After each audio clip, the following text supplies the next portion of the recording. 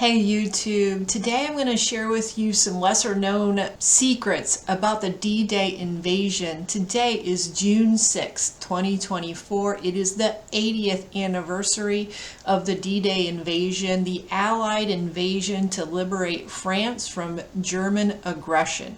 So get ready to dive into the lesser known stories behind one of the most pivotal events of World War II. In this video, we're uncovering 5 mind-blowing facts about the D-Day invasion that you just might not have been taught in history class. Secret missions, different tales, fascinating facts in store. Among them, you will learn why it's called the D-Day invasion and why it's not as simple as you might think. Why it's June 6th and not June 5th. Weather conditions forced the Allied invasion to be delayed by one day. Beaches were stormed that day, or were they? Location was key and geography played a huge part in this amphibious attack. D-Day was almost a failure. Many things went wrong that day, but U.S. troops stood their hard-earned ground. Codebreakers helped us win. The men and women behind the Enigma code-breaking system unlocked German intelligence, making success more imminent. Grab your favorite snack, hit the play button, join this epic journey back in time. Don't forget to like, comment, subscribe to my channel, and help me make my dream come true of monetizing my YouTube channel so that I may pay for a master's degree and become a better educator.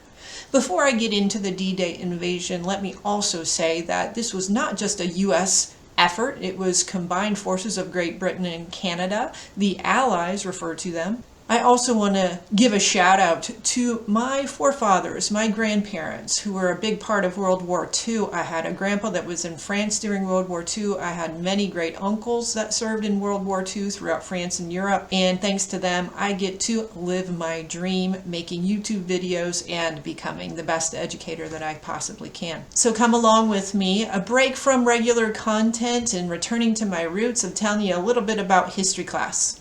Some background information about the D-Day invasion. The invasion of Normandy, we've heard it called D-Day, Operation Overlord. It's known by many names. The information that you may know about D-Day may come from the news, from family, from stories from grandparents, from shows like Band of Brothers, reading books like Band of Brothers. I know what I know about the D-Day invasion just by picturing Saving Private Ryan in my head. Background information on June 6, 1944. It's the day when Allied soldiers, 160,000 strong, landed in Nazi-occupied France as the biggest air, land, and sea invasion ever executed.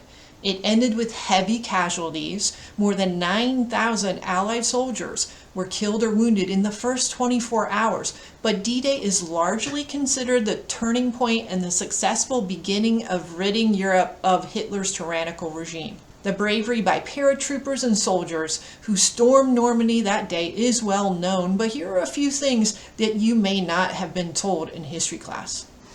Fact number 1, why it's called D-Day.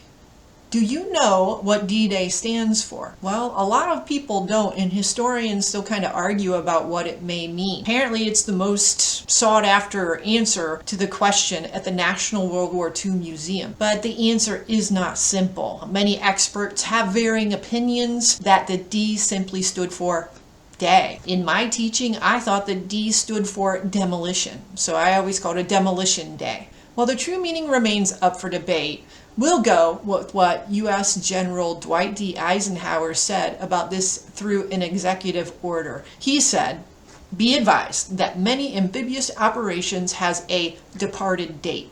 Therefore, shortening the term D-Day is used." Departed date are many departed dates during World War II. D-Day is used to refer to the Normandy invasion. It's the biggest and most well-known. D-Day was initially set for one day earlier.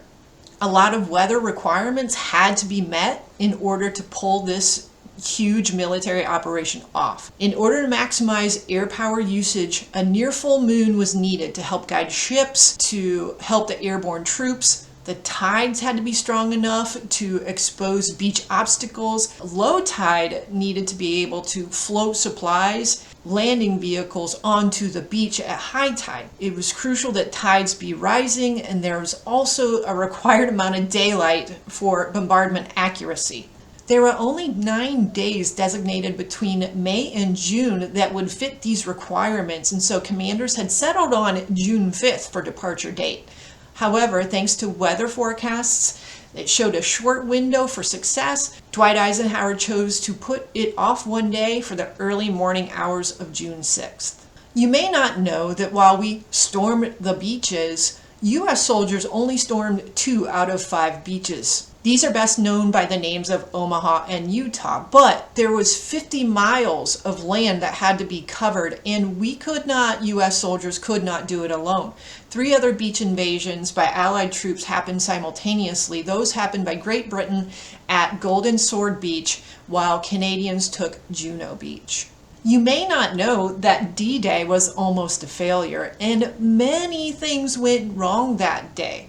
The ultimate goal being liberating France from Nazi aggression, a lot went wrong, especially for the Americans. So thousands of U.S. paratroopers died during a drop behind enemy lines. They were shot out of the sky. They were weighed down and drowned in flooded marshlands. Many also missed their landing spots. The story behind Saving Private Ryan, as did seaborne forces, and that forced them to land more than a mile off course thanks to strong currents. The Omaha offensive turned out to be the bloodiest day, largely in part because Army intelligence underestimated the German stronghold there. Rough surf caused huge problems for amphibious tanks launched at sea. And wrap your head around this, only 2 of 29 made it to shore, while many of the infantrymen who stormed off the boats were gunned down by Germans. General Omar Bradley, who led the Omaha forces, nearly considered abandoning the operation. Somehow, though, both sectors of U.S. troops managed to advance their positions for overall success.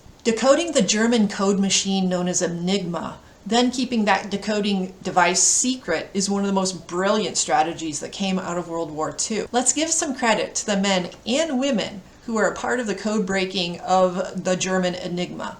Radio was the standard line of communication in the 1940s, and the Allied and Axis powers both needed intelligence machines in order to keep their secret codes. Germans had Enigma, and we set about, that is the Allies, to break those codes, and they were secret until they weren't. So early in the war, a team of Polish and British experts led by Alan Turing, who you may have heard of from the movie The Imitation Game, whose life and work were depicted in that movie, cracked the code through what became the foundation of the modern computer. Now, instead of telling the world that the code had been broken, though, leaders thought the device would be more helpful if it was kept secret. And so for years, German plans were hindered by the decrypted messages, including on D-Day. Officials said the German codes intercepted before D-Day precisely pinpointed nearly all of the German fighting units in Normandy area. On D-Day itself, it also helped Allied commanders get word of their troops' progress quicker than through their own communication channels. Breaking German codes, and later those of the Japanese, proved to be a huge advantage for the Allies. And while controversial for its secrecy, it is known as being one of the factors that shortened the war by nearly 2 years. If you'd like to learn more about the role that women played in the code-breaking procedures, read the book The Rose Code. I read this recently and I was enthralled by the contributions of women in breaking German codes. It is a work of fiction, but is based on 3 women who were real people and participated in the code-breaking efforts. If you didn't know any of those things before today, now you do. Check out my channel, and remember, as you go through today, remember to give thanks to those folks who made living this dream possible 80 years ago today.